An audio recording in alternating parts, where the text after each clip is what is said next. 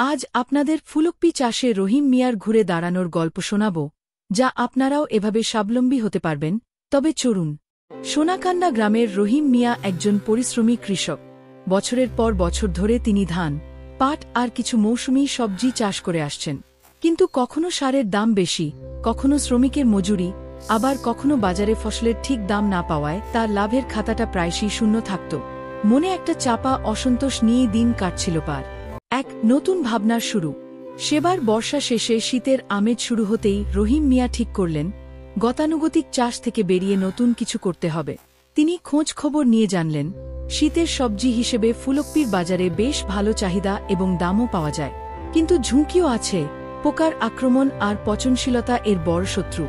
রহিম মিয়া ভাবলেন, ঝুঁকি তো সব কাজেই আছে, কিন্তু সঠিক পরিকল্পনা করে এগোলে লাভও তো হতে পারে। অন্যান্য বারের মতো হুট করে কাজে না নেমে রহিম মিয়া এবার প্রথম গেলেন উপজেলা কৃষি অফিসে। কৃষি কর্মকর্তার সাথে বসে তিনি তার পরিকল্পনার কথা জানালেন। কর্মকর্তা তার আগ্রহ দেখে খুশি হলেন এবং তাকে আধুনিক ও লাভজনক উপায়ে ফুলকপি চাষের কয়েকটি মূলমন্ত্র বাতলে দিলেন। সঠিক জাত নির্বাচন। বাজারের চাহিদা অনুযায়ী তিনি জলদি জাতের আর্লি ভ্যারাইটি হাইব্রিড বীজ বেছে নিলেন, যা দ্রুত বাড়ে এবং রোগ প্রতিরোধ ক্ষমতা বেশি। মাটি পরীক্ষা ও সার ব্যবস্থাপনা। তিনি কৃষি কর্মকর্তার পরামর্শে মাটি পরীক্ষা করালেন। এতে জানতে পারলেন তার জমিতে কি সার কি পরিমাণে লাগবে। তিনি শুধু রাসায়নিক সারের ওপর ভরসা না করে প্রচুর পরিমাণে জৈব সার, পচা গোবর ও কম্পোস্ট জমিতে মেশালেন। এতে মাটির উর্বরতা বাড়ল এবং রাসায়নিক সারের খরচও কমে গেল।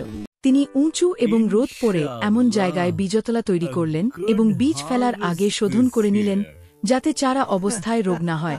আশ্বিন মাসের শেষ দিকে রহিম মিয়া মূল জমিতে নির্দিষ্ট দূরত্ব বজায় রেখে সুস্থসবল চারা রোপণ করলেন।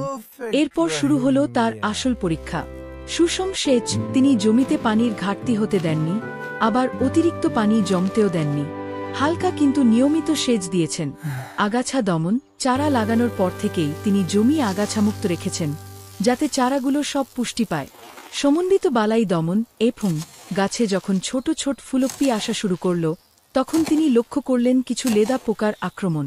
প্রতিবেশীরা যখন জমিতে করা বিষ, কীটনাশক ছেটানো শুরু করল, রহিম মিয়া তখন কৃষি কর্মকর্তার শেখানো পদ্ধতি কাজে লাগালেন। তিনি জমিতে ফেরোমন ফাঁদ পাতলেন। এতে বেশিরভাগ পুরুষ পোকা ফাঁদে আটকা পড়ল এবং পোকার বংশবিস্তার কমে গেল। এরপর তিনি খুব সামান্য পরিমাণে পরিবেশবান্ধব কীটনাশক ব্যবহার করলেন। এতে তার খরচ বাঁচল এবং ফুলকপিগুলো থাকল বিষমুক্ত ও সতেজ। রহিম মিয়ার পরিশ্রমের ফল দেখা গেল। পৌষ মাসের শুরুতেই তার ক্ষেত ধবধবে সাদা, বড় আর টাইট গাঁটটা ফুলকপিতে ভরে গেল। তিনি একটি গুরুত্বপূর্ণ কাজ করলেন, একবারে সব ফসল না তুলে বাজারের চাহিদা বুঝে পর্যায়ক্রমে তোলা শুরু করলেন। আসল বুদ্ধিমত্তার পরিচয় তিনি দিলেন বিক্রির সময়। আগে তিনি ফসল তুলে স্থানীয় হাটে নিয়ে যেতেন, যেখানে ফড়িয়ারা, মধ্যস্বত্বভোগী কম দামে কিনে নিত। এবার তিনি আগেই শহরের সবজি আড়তের কয়েকজন বড় পাইকারের সাথে যোগাযোগ করলেন। তিনি তাদের তার বিষমুক্ত এবং সতেজ ফুলকপির কথা জানালেন। পাইকাররা তার ক্ষেত পরিদর্শন করে মুগ্ধ হলেন।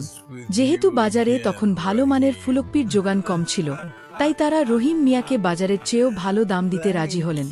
রহিম মিয়া সরাসরি তার ক্ষেত থেকেই পাইকারের ট্রাকে ফুলকপি তুলে দিলেন।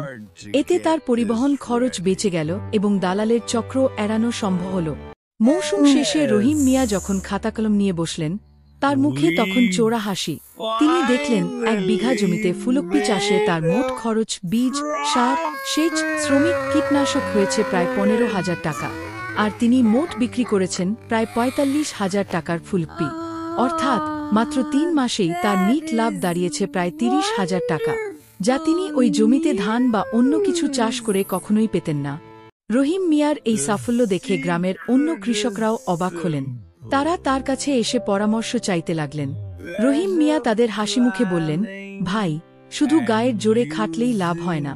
লাভের জন্য দরকার সঠিক পরিকল্পনা, আধুনিক চাষের জ্ঞান আর বাজার বোঝার বুদ্ধি।